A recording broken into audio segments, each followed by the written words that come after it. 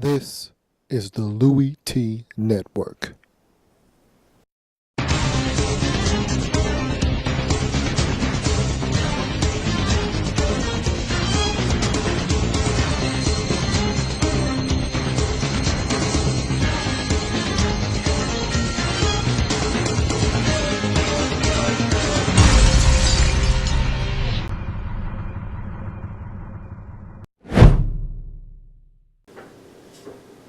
Well. So we meet again. As I always say, don't watch me, watch TV. But of course, as always, I'm on TV, so watch me.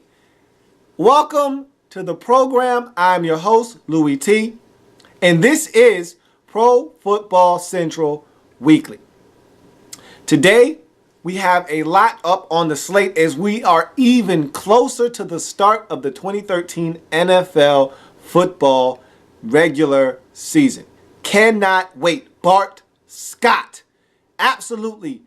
And today we will have a special guest, Terron Davenport of Niners Central Radio, will join us a little bit later on in the episode. But before I get to any of the other things that I want to talk about on this here program today, first, must give the shameless plug. Visit ProFootballCentral.com. It is a very comprehensive site. Over 20 podcasts up on this site for your enjoyment. Just about any team in the National Football League can be found here on this site in terms of a podcast. There's print articles. Anything that's happening around the National Football League is discussed on this site. Once again, that site is ProFootballCentral.com. Check it out. There is something for everyone on the site, ProFootballCentral.com. So, with that taken care of, let's talk football. We are so close to the season, we can taste it. And it tastes so good. And so, let's talk about a few things. There are some things we don't know going into week one, like the status of Roddy White going into week one. But there are some things that we do know, like starting at the quarterback position for the Buffalo Bills in week one will be rookie E.J. Manuel. Not rookie Jeff Tuel, as we talked about last week on the program. Rookie E.J. Manuel will be the starter week one. He has been practicing all week, and he has gotten the full go, and he will be under center on Sunday when the Bills host the New England Patriots in week one on Sunday. So that is great news for Buffalo Bill fans everywhere, as it looked very dire just a week ago. The status of E.J. Manuel was up in the air. You had no idea. We know Kevin Kolb is on the shelf, not sure when he'll be back. And so to know that E.J. Manuel will be back in the fold under center has to be very refreshing for Buffalo Bill fans everywhere. Now, you don't know how he's going to do. He has not played in over 2 weeks, but just the fact that he's been able to practice and what you've seen out of him in the preseason, that small sample size has you feeling very confident that the Bills can go into week one with a legitimate shot at taking out the New England Patriots, the reigning AFC East champions in week one. That'll be a big matchup for the Buffalo Bills. We also know within the AFC East, as we stay with the AFC East in quarterback news, that the week one starter for the New York Jets will be Geno Smith. A lot of people are surprised, and many of us are not. If Mark Sanchez was healthy, I think this decision would have been different. However, with Sanchez not being 100% healthy and really not ready to go quite yet, I think the obvious choice was to go to Geno Smith. A lot of people have been actually clamoring for Sims, the backup quarterback, to the backup quarterback. And he's looked really good in this preseason. And so a lot of people were talking about possibly seeing him get an opportunity, but that's not the case. Geno Smith has been named the week one starter in New York for the Jets. And Rex Ryan has come out and said, hey, look, we're not committing to Geno past week 1. Right now, he's the week 1 starter, and that is all I can tell you. That's all I can divulge. I don't know who will be the week 2 starter. And so that leaves a lot to be answered in New York. But we do know this for sure. Geno Smith will be under center come week 1 on Sunday at home versus the Tampa Bay Buccaneers. That's the homecoming of Darrelle Revis. So there are a lot of storylines in that football game. Looking forward to seeing that matchup as it takes place this Sunday. So a lot of different things are going on in the National Football League.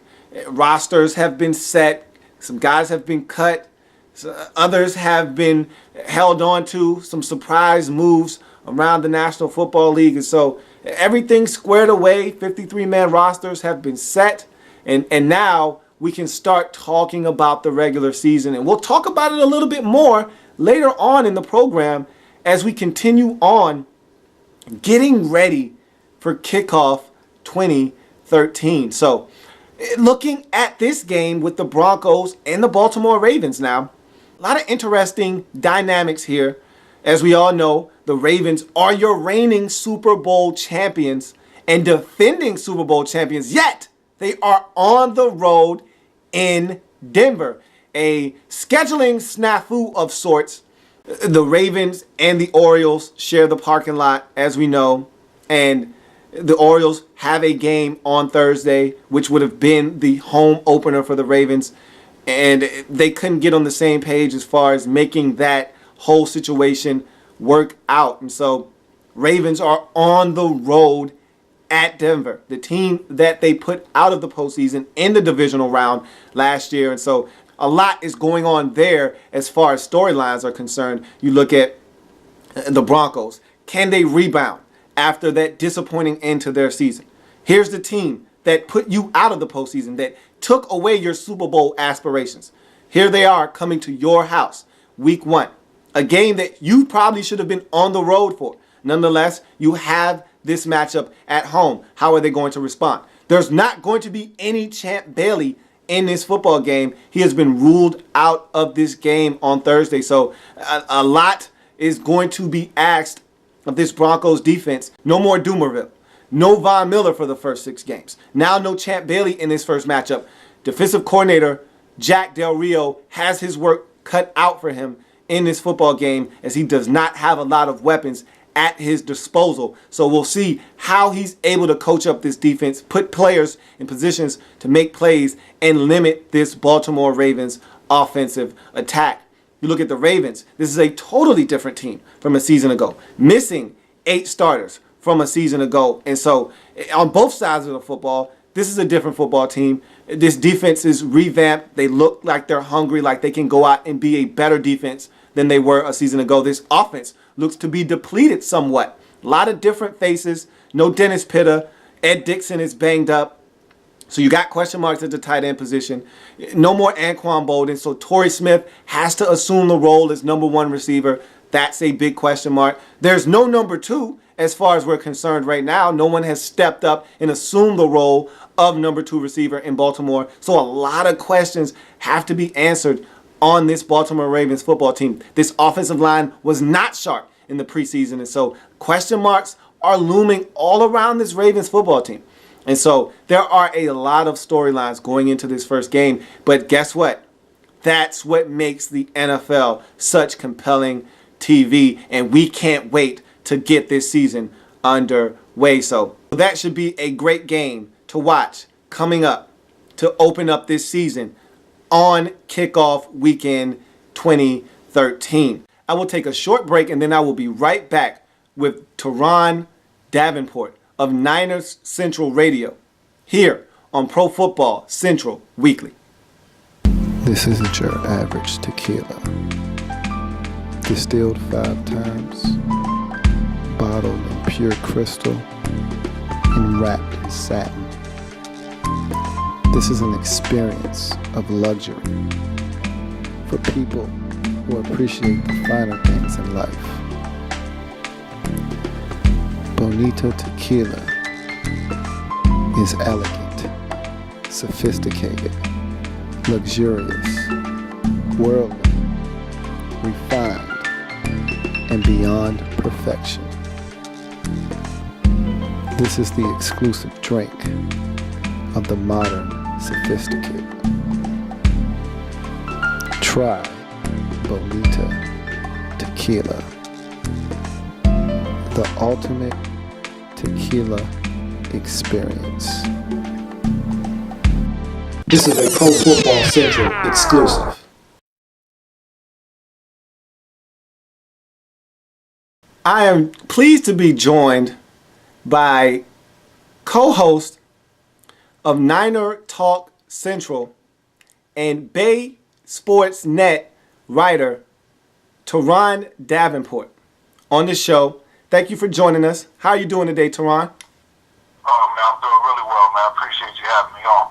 Oh, no problem. Thank you for joining us here on the program. And I want to start with a little bit of preseason talk. Let's put a bow on that, and then we'll move on to the regular season. And a lot was made early on of Colin Kaepernick and his lack of, I guess you could say, playing time in the preseason, for lack of a better term. He did not play a lot early on, and I don't know if a lot of people around the league felt like this was an issue. Was this an issue? Did they feel like they didn't want him to take a lot of hits, or was this just simply feeling like, hey, this guy has it, we know what he can do, we don't really need to play this guy a lot in the preseason? Well, to be honest with you, it was a combination, all of the above. See, here was a situation where they had Colt McCoy as the backup quarterback. A week into training camp, he was yet to assert himself as the number one backup QB. So when we were out there at the press conference, Jim Harbaugh, I believe it was that Tuesday. No, matter of fact, it was the Wednesday. It was the day before the game. He made it known to everybody, and we were all surprised because we thought that Colt McCoy had the job sewn up, but he made it known that it was a true competition at the backup quarterback spot. So it was a combination of trying to keep your premier quarterback healthy, along with figuring out what you have at quarterback. And it was something that actually worked out well, because in the whole process, we got to see the 7th round pick, B.J. Daniels, step up. Now, ironically, Seneca Wallace was brought in, and so was Scott Tolzien, and these were guys that ended up being released, and they've since signed with the Packers. But the whole thing was more or less to keep Kaepernick safe and figure out who's going to be the backup quarterback. And it got a little bit worse in the Broncos game, because in that game, that's when you really saw that second wave of offensive linemen was, for lack of better terms, terrible. And it was really hard, truthfully, it was really hard to get a true evaluation of your quarterbacks, because in a matter of seconds they were getting blasted after after the ball was snapped. So they weren't really getting a chance to make any true reads or anything like that. So it took a couple games in order to see everything happen. So there were reasons beyond just Colin Kaepernick. I was very impressed with B.J. Daniels, actually. Watching him at South Florida, I didn't know if he was going to translate well to the National Football League, but he seemed to pick up this offense very well, and I was very pleased with what I saw out of him. Colt McCoy never really put a stranglehold on that position per se, but he's a guy that's a veteran, been in this league, and where the 49ers are as a football team, I don't think you can turn it over to a rookie like B.J. Daniels for a 2 or 3 game stretch if need be. So I think that's why they decided to go with Colt McCoy in the end. Looking at running back position, and we know what you got out of Frank Gore. You know what you're getting out of Kendall Hunter. But LaMichael James was a guy that I think the 49ers were going to rely on heavily going into the season. He goes down in an injury in that last preseason game. Why was he even out there? The 49ers had more than enough backs to play in that game. Why was he even on the field in that last preseason game? And how long do you think he'll be out for the 49ers to start this season? And how big of a loss is this to this San Francisco 49ers roster? Well, I'll answer your question in parts. The first thing, it surprised me seeing him out there as well. You had Joe Hampton, DJ Harper, along with Anthony Dixon, all fighting for a roster spot. So I thought we was out there, so it is what it is. He had the knee injury, and he was really only supposed to be out there the first 2 or 3 series, from what I understand. But it ended up happening, and he's going to be out for 3 weeks, they said now. That is going to hurt the 49ers. You got certain teams, you take the Seattle Seahawks, for instance. That's a team that they're a strong team. So what you want to do is spread them out and make matchups happen in your favor. So one way to do that would be to stack LaMichael in the slot position along with Vernon Davis, which is something that the Saints do a lot with Darren Sproles. Jimmy Graham and Darren Sproles. Correct. He was going to have a Darren Sproles type of role to where they would go to him out the backfield. They give him the chance to get the one-on-ones with the linebackers just to create mismatches. And that is going to hurt that offense, being as though Crabtree is out. But watch how Anquan Bolden steps up. They're still going to be fine. Bolden's going to step up. He's a guy that is open even when he's not open. So that's what they need to move the chains. You have Vance McDonald. They're still going to be fine.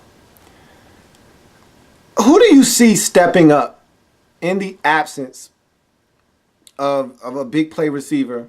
Of course, going down early on in this preseason was Michael Crabtree. Who do you see filling in? I really like what I saw out of Quentin Patton. Who do you see stepping up as that next guy to alleviate some of that pressure at that wide receiver spot? Well, Quentin Patton is a name that you have to mention. He's a guy I was huge on coming out of Louisiana Tech. I like the way he sets the corners up. I like the way he gets his release. He's able to work it so that he can get the right release to run the route that he needs. So he's somebody that's going to step up.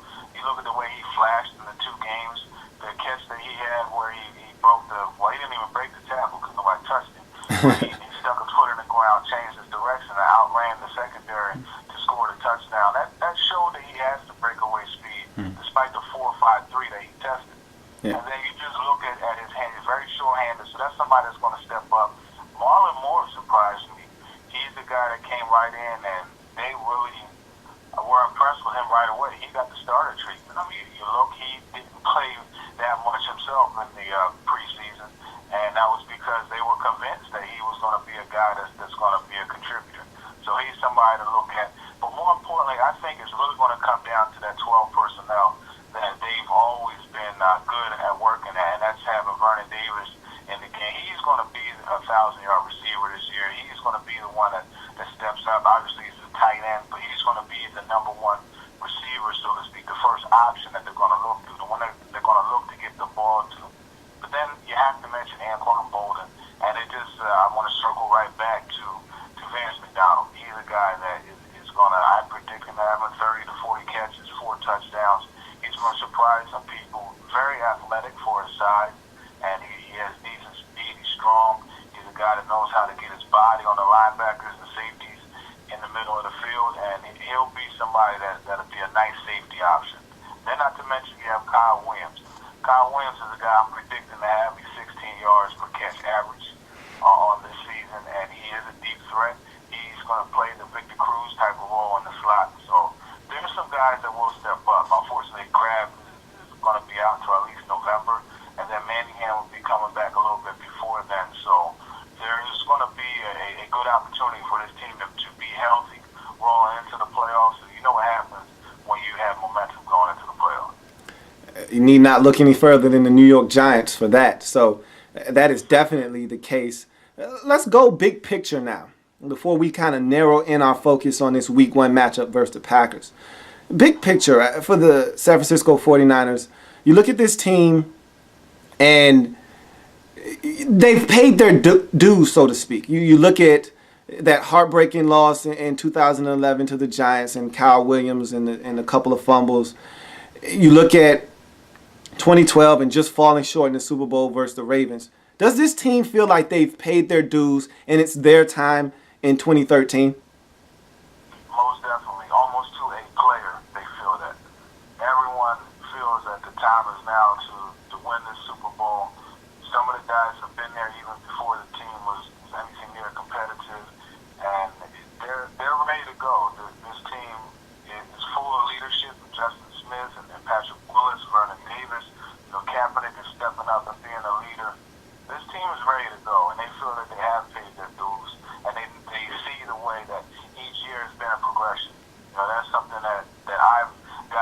talking to some of the guys, they see the progression. You know, okay, the year before last, we lost in the championship game, NFC Championship. Last year we lost in the Super Bowl.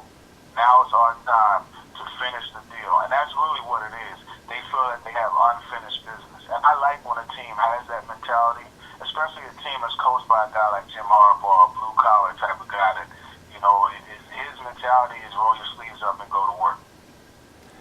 And I think they really mirror that of their coach, Jim Harbaugh. And this is a very dangerous team in 2013. Let's talk about how this team looks going into week one.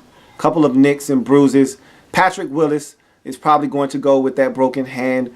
And you look at Colin Kaepernick and Ron Jaworski talking about how he could revolutionize the quarterback position and how he feels he's one of the better quarterbacks in the National Football League. Talk about his progression and how he has been able to deal with all of the criticism, all of the different things that have been coming his way this offseason. Is he mentally ready and focused to go in 2013? He's more than mentally ready, and he really, you have to credit Jim Harbaugh with bringing out what's the best one?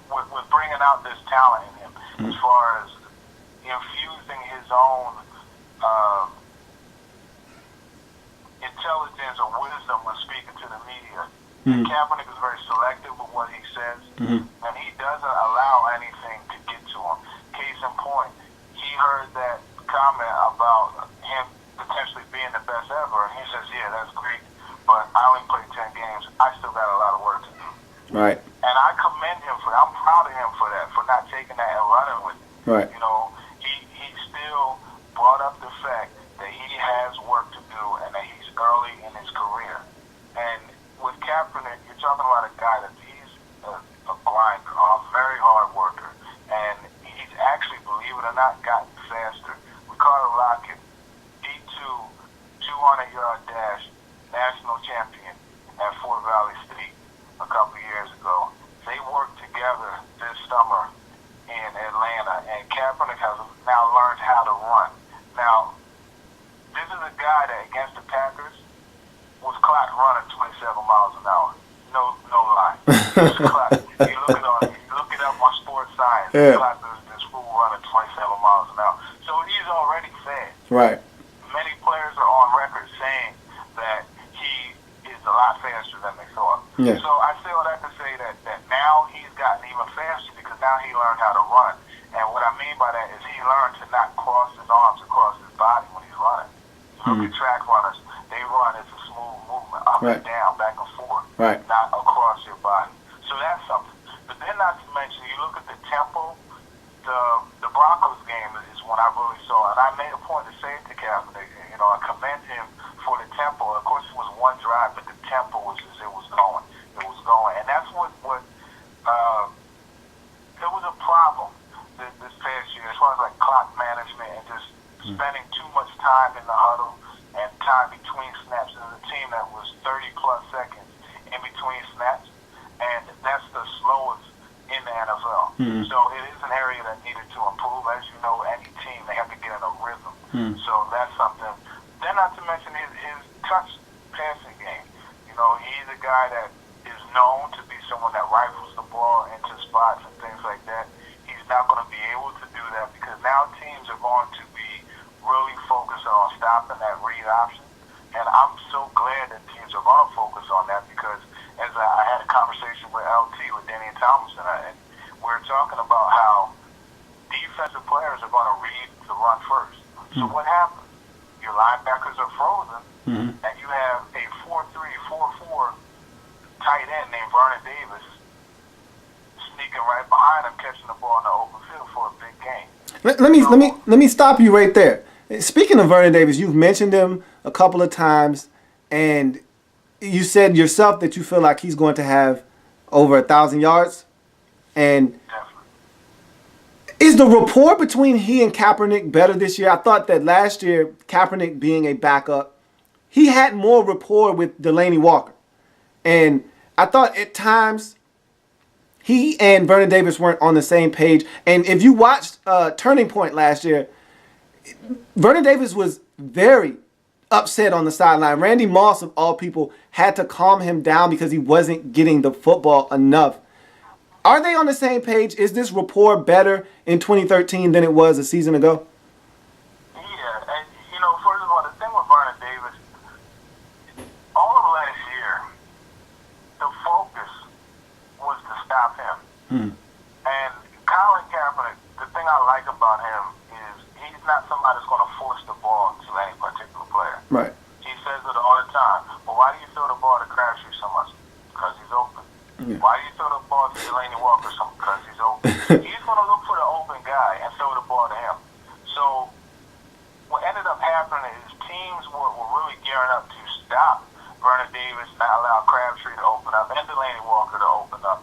And Kaepernick just did what any QB that has it together and does the right thing would do, and that's throw it to the open guy. Now, as far as the chemistry between the two, that is something that is improving. You look at the end of the year, Vernon Davis ended the season with 2 straight 100-yard receiver games. You see what I'm saying? Yeah. So Yeah. you look at the Super Bowl, I mean, he played really well. Well, right. He became a focal point as the playoffs wore on. You could see they were starting to gain that chemistry a little bit. Exactly. And here's the thing, just getting back to that read option part of it. What did the Ravens gear themselves up to do? They said, we're going to stop the read option. We're going to keep Kaepernick from running crazy like he did against the Packers. So in doing that, that freed Vernon Davis up against the linebackers on the Ravens that cannot stick him. Yeah. So I'm looking for Vernon Davis to have a really big year because he is no longer the focal point in that offense. They're going to be so focused on stopping that read option, it's going to open up things that weren't open last year. Now, as far as that connection and everything like that, in training camp, that's every day you're seeing a really big pass or some type of play between Vernon Davis and Kaepernick every day. I mean, the chemistry is there. They're going to be fine. That's good to know. That's good to know because if they're going to go anywhere, that being the San Francisco 49ers, Vernon Davis is going to have to be a big part of this offense in 2013. Let's talk about the Packers a little bit now and the 49ers matchup this weekend. I thought the 49ers set the tone for the season week 1 last year against the Green Bay Packers. They went into Lambeau, smacked the Packers around, punched them right in the mouth. Frank Gore, well over 100 yards. I thought Alex Smith outplayed Aaron Rodgers, and you're not going to be able to say that many times throughout his career, but I thought he outplayed Aaron Rodgers in that game, and I thought they set the tempo for the season. And when that playoff game came, they weren't afraid of the Packers because they had already disposed of them in Lambeau. Does the 49ers see the Green Bay Packers as one of their most legitimate threats in the NFC, and do they see this as a statement game early on in this season in week 1? Well, the thing I love about the 49ers is they don't look at things down the line. They're not looking at any team as a legitimate threat or anything like that. They're looking at the next team up in front of them. And this week is the Green Bay Packers, so that is the legitimate threat because that's who they play this week.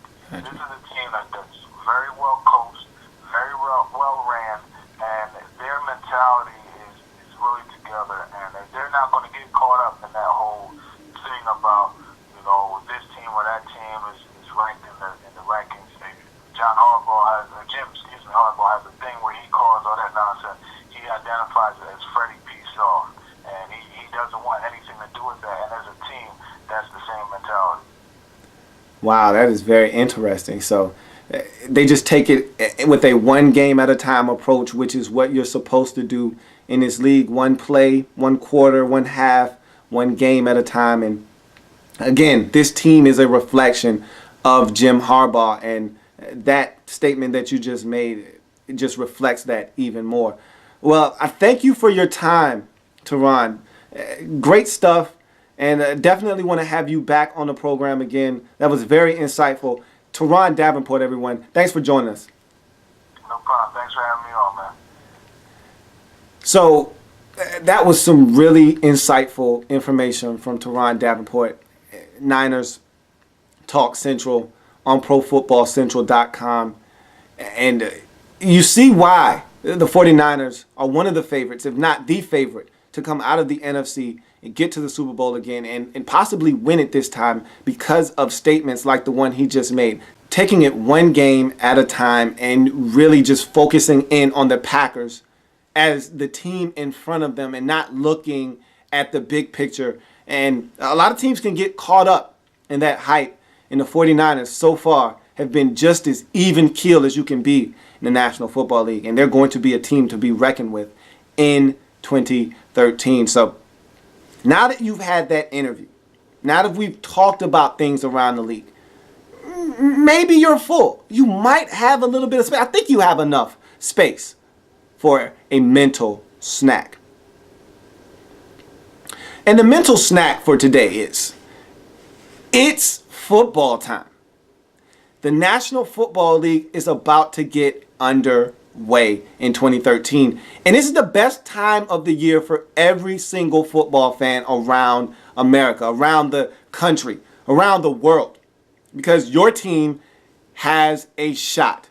No one can tell you that you're the worst in your division. No one can tell you that you can't win the Super Bowl because everyone is tied right now. Everyone is 0-0. Everyone has a legitimate shot to take it the distance. Now, how realistic is it for every single team in the National Football League? Some greater than others. For others, like the Raiders, like the Jacksonville Jaguars, not so much. But who am I to rain on your parade? If you're 0-0 right now, guess what? You got a chance. And as Jim Carrey once eloquently put it, even if your chance is 1 in a million, so you're telling me there's a chance. So, with that being said, everyone has a shot. And that's the beauty of the beginning of the regular season in the National Football League. So, that's going to do it for me and everyone else at ProFootballCentral.com. I thank you for joining me. And, as always, remember, we are Pro Football Central. Take care. See you next time. It's football time, folks. Enjoy.